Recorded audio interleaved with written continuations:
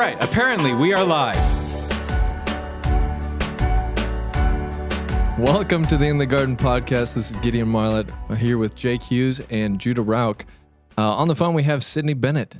The one and only. The one and only. Sydney is a rising senior with us at NSA. She's, I say rising, but she's probably just shooting past us. She's just Yeah. So as a way of introducing Sydney to our listeners, the first thing we should note is that I'm on her Instagram page right now, and she has 98.3 thousand followers. And if that doesn't tell you anything about her, I don't know what does. So celebrity. Sydney, to introduce yourself, in your title on Instagram is Disability Advocate /FND. Can you explain a little bit what that means? What does FND stand for? And why are you running the page? Yes. Well, first, thanks for having me on the show.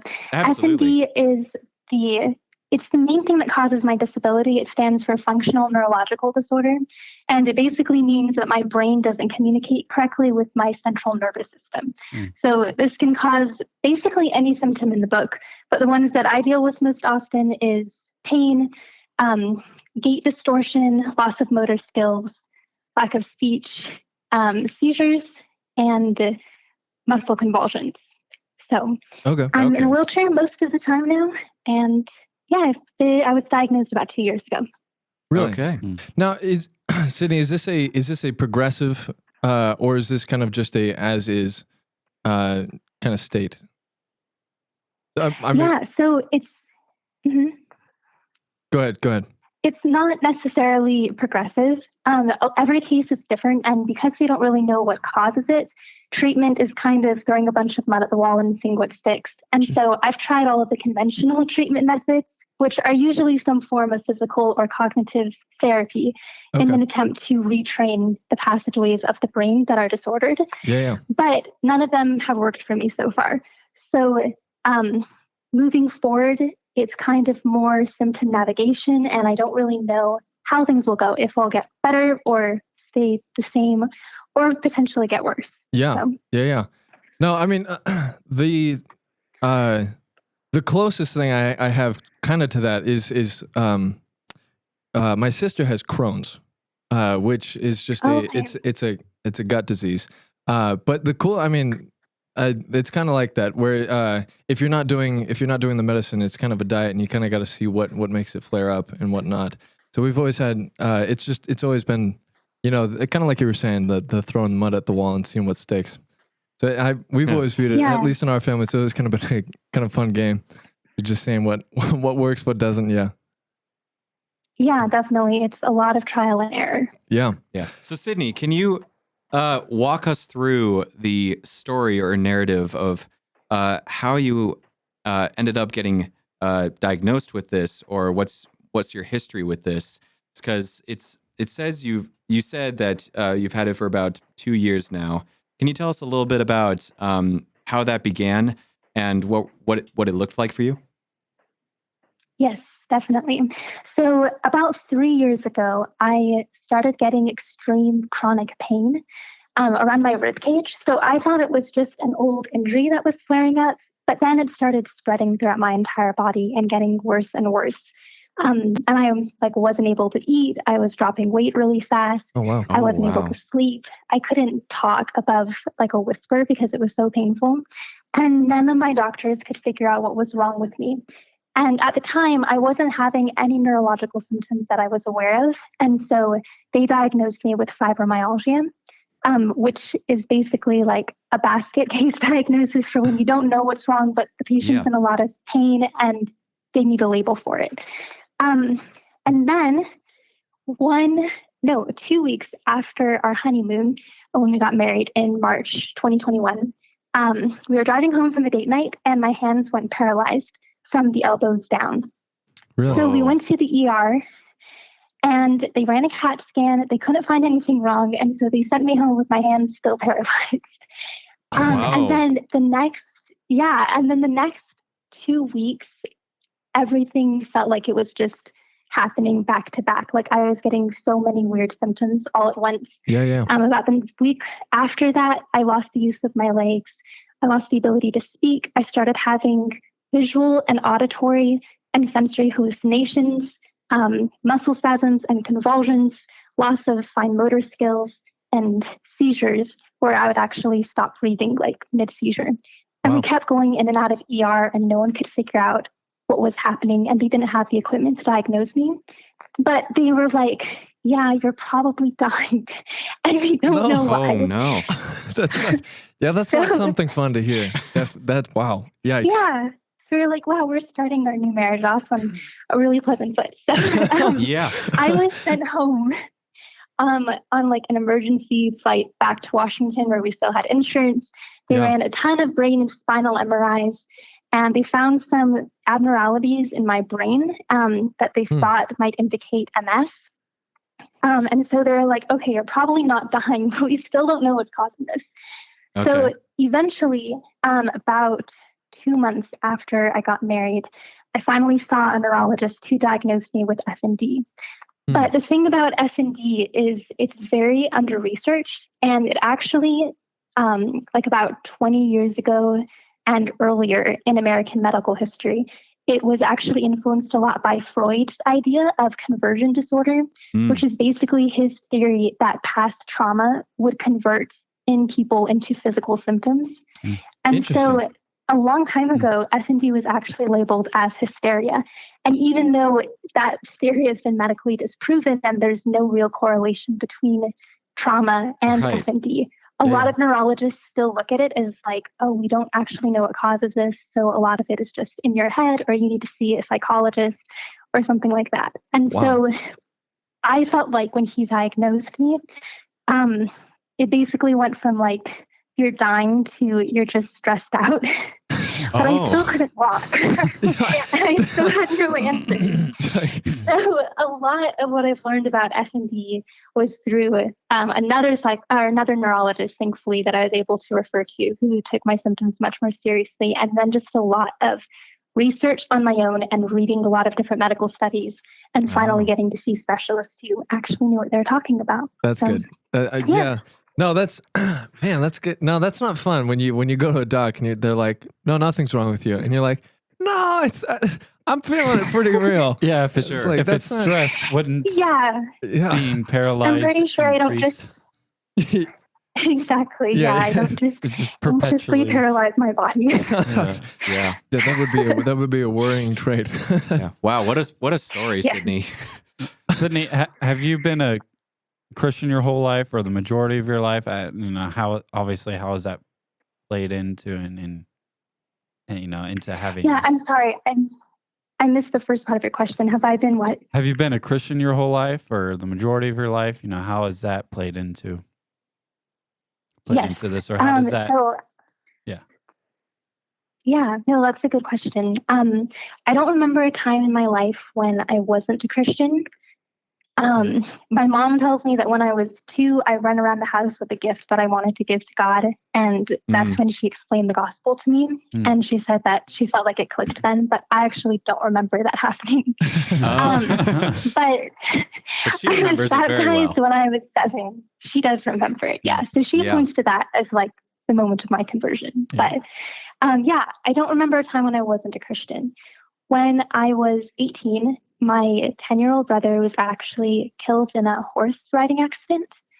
And that was the time that I feel like my faith went through the most overhaul. Where like it was shaken to its core, and then God needed to rebuild it into something that was ultimately stronger and more glorifying to him. And so that was 6 years ago. And before I became disabled, I was like, wow, this mental and emotional pain is probably like the worst pain a person could ever feel.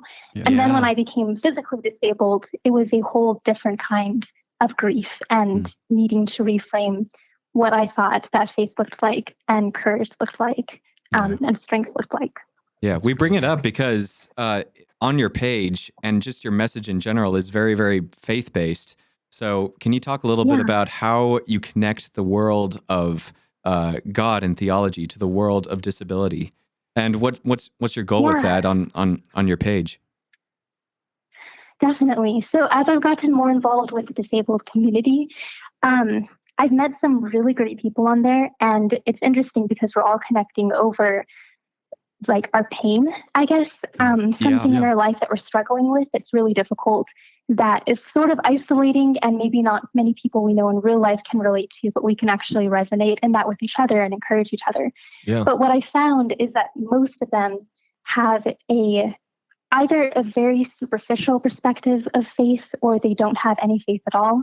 And a lot of them have actually lost their faith because of their disability. Sure. And so it's sad to interact with these people because their hope can only be superficial. Like it can only be in the next medical treatment, or being able to get the next prescription, or in new medical research expanding and finding a cure. But they don't really have any hope beyond that.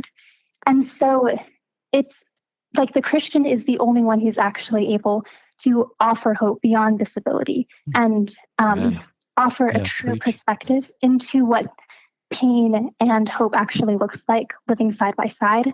And I've seen kind of both sides of the spectrum, where you have some people that just completely despair in their disabilities, and other people who try to reframe their disability as being a good thing, something to be proud of. And the Christian perspective is really neither of those. It's that God hates disability. Disability is part of what's broken in this world.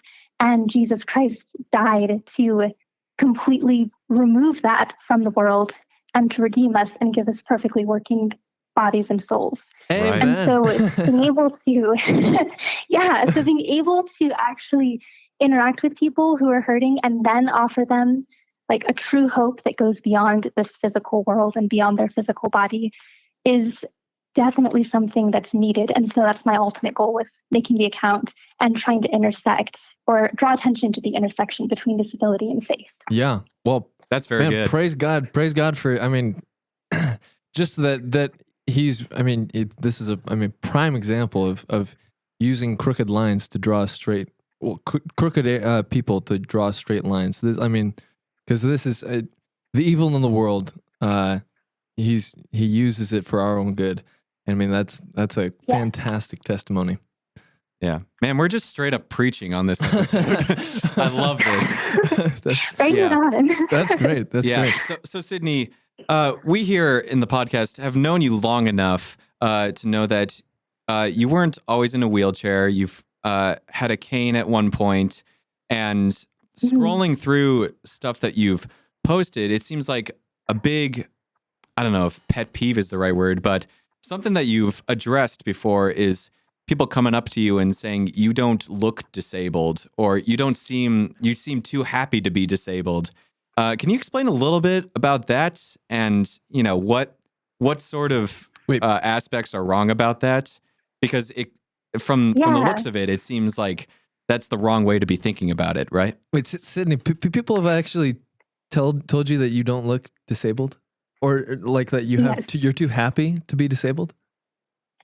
Yes. Wow. Many times. Actually, I have a story about this from 2 weeks ago at school.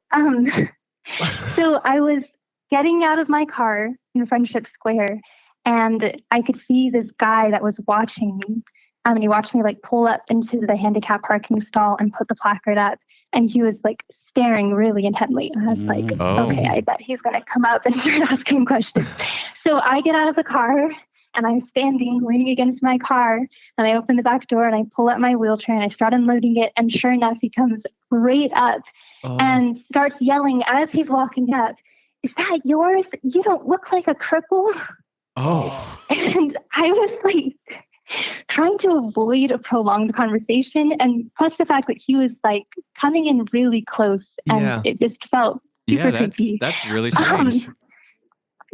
So we started touching my wheelchair and my car and asking all of these questions. I was like, "You don't look like a cripple. You don't look disabled, blah, blah, blah." And then he was like, "What's wrong with you?" And I was like, "I have a neurological disorder that affects my ability to walk." And he was like, "Wow, that's so crazy." And then he started asking if he could push my wheelchair. Oh, and I was no. like, "You go to the school, right? Can I push your wheelchair inside? I would really love to push you." And I was like, "Oh, no. Get away from me." That's just the guy who feels guilty. Yeah. Yeah. Yes. Yeah. So I got in a wheelchair, started rolling away from him, and then he stepped in front of me and blocked my path. And he took the cigar that he was smoking out of his mouth and said, "If you let me push my wheelchair, I'll give you a smoke of my cigar." Oh no. And obviously, you And took I this was like, sweet deal. yeah, obviously. End of story. No, I was like, I already told you no, I'm fine. And I wheeled past him. And Yeah. as I was rolling away, he yelled out, "You don't look like a cripple. You're beautiful." Oh. And so that I wish I could say that story is like a once in a lifetime thing, but it's not actually that unique. That's happened to me Oh, quite man. a few times. I'm so sorry. Gosh. Thanks. But no, there's a few things in that situation that could be representative of like what you should not say to a disabled person. Yeah. Is And your the first first thing, yeah. is your first instinct at that point to call the cops, or I'm just curious, like you meet people like this. Honestly, yeah. For that situation, I definitely felt creeped out. And so if he had kept persisting, I probably would have called the cops, or at least threatened to call the cops. Yeah. In other situations, you can tell that people are just being rude or like overtly curious in a sort of rude and invasive way. Mhm. And they're not necessarily trying to be a threat, but they're still not treating you like they would treat another person. Right. And so one thing that people don't realize when they say you don't look disabled is that they're kind of begging the question, what does disability look like? And we have this picture of what disability is from movies or media, or when we see someone who we can tell is like actually really sick or not functioning the way that most people do. And so we have that as the picture of disability. And if you don't fit that picture, then you can't be disabled. Right. But the truth is that disability is way more of a spectrum than that, and that anyone can be disabled or become disabled at any time.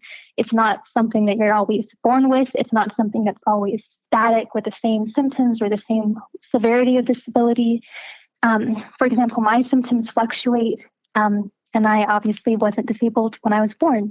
Mhm. And so when people say that, they're assuming something about disability that isn't true. And then the second thing is that when people come up to you and start asking about your disability, like obviously this is different for like friends or when you know someone personally. It's like, yeah, you can have a conversation about that. That makes sense.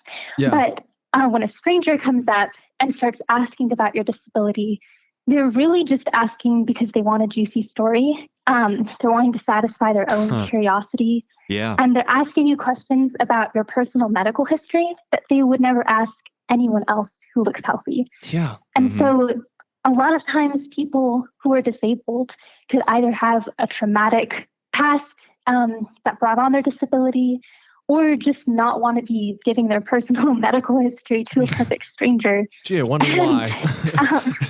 Yeah, exactly. And it's also like, sometimes we like to go out and meet people and talk to people and not talk about our disability and share that entire story like all over again to someone that we don't know and we'll never see again. Yeah. So it's nice to go out and just be treated like anyone else. And so if you see a disabled person, you should definitely try doing that, or at least introduce yourself before you ask them what's wrong with them. I know. Before they ask to push your wheelchair and everything like that. Put some money in the bank Yeah. before you start trying to act like they're your best friend. There was interesting. Exactly. I saw someone drive up to Winco probably 2 weeks ago, and they were in a nice car. And, I was pulling in behind them, and they pulled into the handicap spot. And, yeah, I feel bad now, because I was intentionally trying to, not judge, because I don't know, what a person might have. Yeah. And they're a little older, a little on the bigger side. Yeah. Mhm. But, it is the sort of thing that makes you wonder, like, you need, there's just a subconscious desire to know why. Like, Yeah. what is this person's situation? Well, it's probably because of like, I mean, it's a privilege, and there's a reason for that. Yeah. Like we're trying to be kind and be more considerate. Yeah, and open. considerate. Yeah, that's the word I was looking for. Considerate of them and trying to make it easier for them. And that, but like if it's obviously a privilege, and you're just like, okay, well, why? And then because it's just not blatantly there. I feel like it's a natural one, but at the same time, there's many natural inclinations of the human mind that you have to keep in check. Yeah. It's like, okay, we're not gonna. That's just not something that you should act on. But yeah, I don't know. Sydney, you mentioned something about I mean like ways of how to act or ways of interacting with disabled people. Is there I mean is just treat them like a human being? I mean it's pretty feels like it would be self-explanatory, or is there a rule book? Yeah, I don't know. It's like obviously we don't want to be like, okay, well when you get to them, there's about a 5-step process you want to follow. But it's just like I deal with them like a human.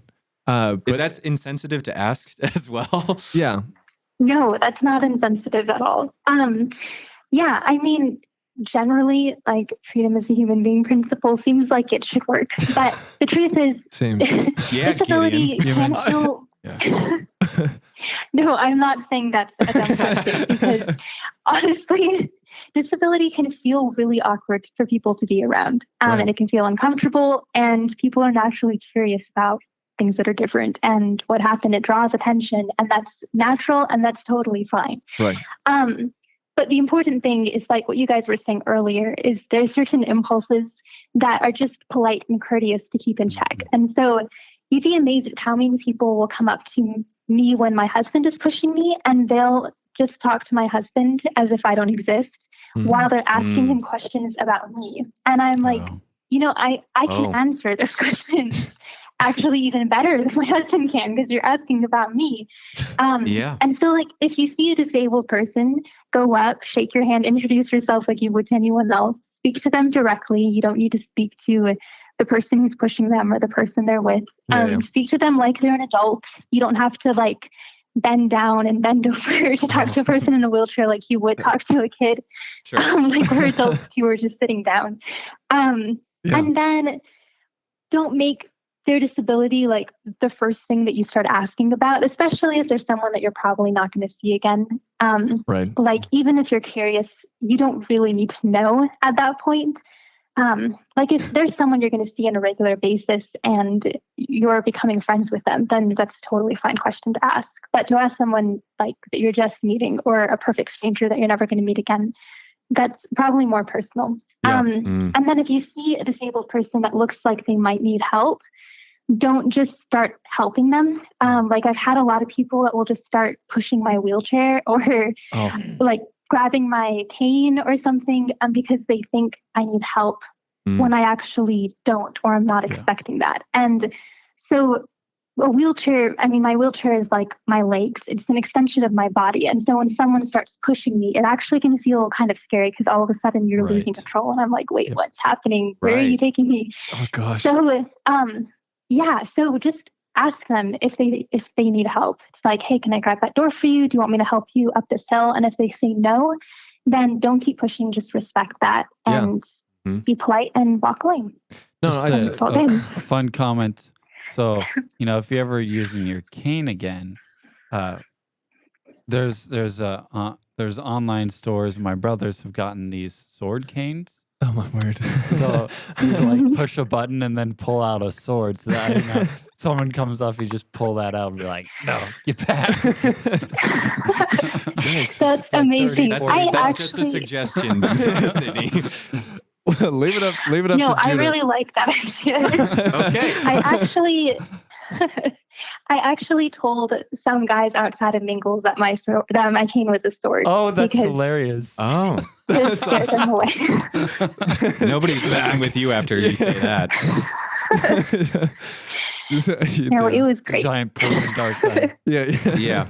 So, Sydney, going back to what you were saying about, with your message, you want to show people, the world of disability and show that we're still human beings, but we just have different conditions, or we have different stories, different narratives.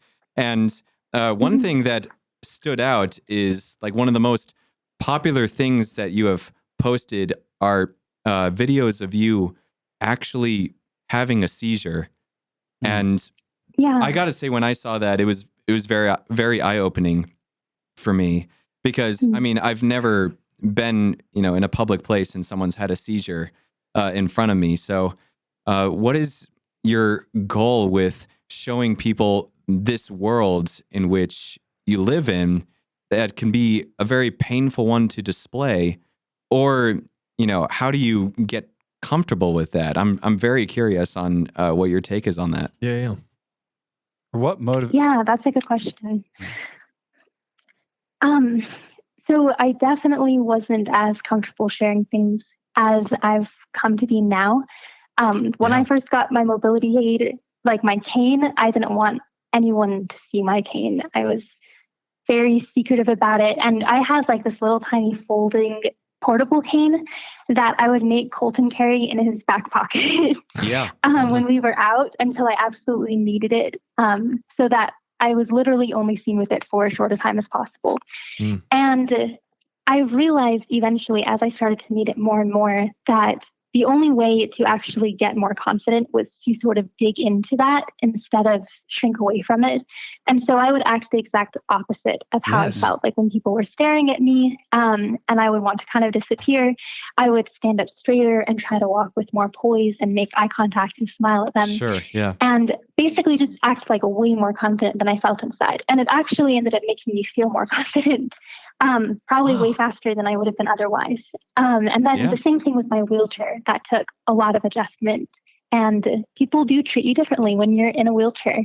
They're just more awkward around you and more curious or do weird things. And so that took a lot of adjustment, like to not let that get to me, to just like let it roll past and be like, people are people and that's okay. So when it came to Instagram, sharing things on there at first was actually easier than in person, because there was sort of an insulation from needing to directly interact with people that I could see. And so that also helped me to grow in my confidence. And as more and more people started to follow me, I realized first how many healthy people don't actually know that much about what disability looks like. And then second, how many disabled people feel isolated because they have these really bad moments or these really weird symptoms that they feel insecure about. And they're like, there's no one else in the world that is dealing with this like I am. And so one of the things about the seizures that SND causes is that they're non-epileptic. So they're not caused by electrical signals in the brain like epileptic seizures are. They're caused by some sort of dysfunction in the brain that essentially causes your body to shut down. And so there's some differences. For example, with epileptic seizures, your eyes are usually open, you're convulsing, like your head is rolling up and down, things like that. And then for non-epileptic seizures, your eyes are usually closed. You're usually breathing most of the time through the seizure. And sometimes you can get like weird tics or muscle spasms, or like have the expression of the seizure change as it goes on. So it could be like fully convulsive and then just look like you're unconscious. And so there are some differences. And sometimes those differences make people think, oh, those seizures aren't as real because they don't fit what I think a seizure actually looks like. So one of the reasons that I shared that was first to raise awareness and educate like healthy people on what seizures can look like and how they can best respond to it and help people who might be having a seizure. And then the second thing was to also help people with my disability feel less alone. And I started getting a lot of comments like, oh my gosh, that's exactly what my seizures look like. And I didn't know if I was faking it, because I started feeling like no one was having seizures like me. And so those kinds of comments are really encouraging and help me realize that content, even though it can be difficult or vulnerable, is actually helping people.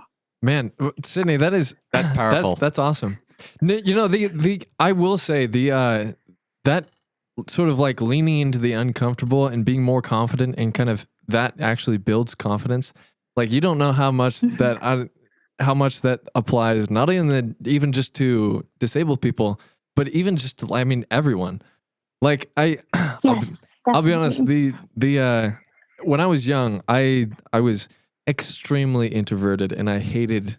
I hated talking with anyone. I hated going and seeing anyone, making eye contact, doing it, whatever. And that's just what I really stayed away from it. You probably wouldn't guess that than me, right now.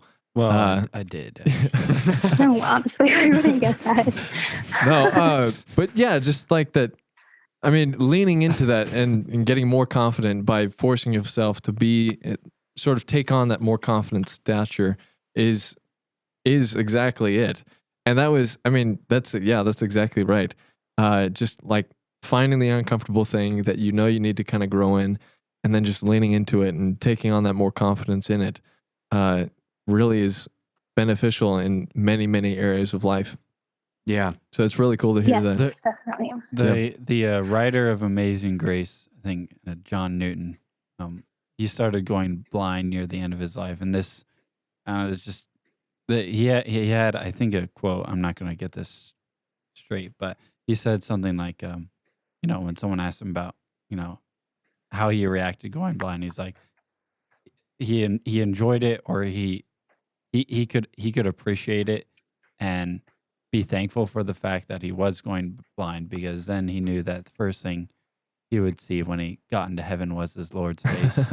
Yeah. It's like Yeah. it's just there's so much hope that Christians can put in to when they have a disability or interacting. I don't know if you have a opinion on Christians interacting with your disability versus non-Christians. I'm sure there's going to be a generalization overall, but if there was some sort of difference, just be in that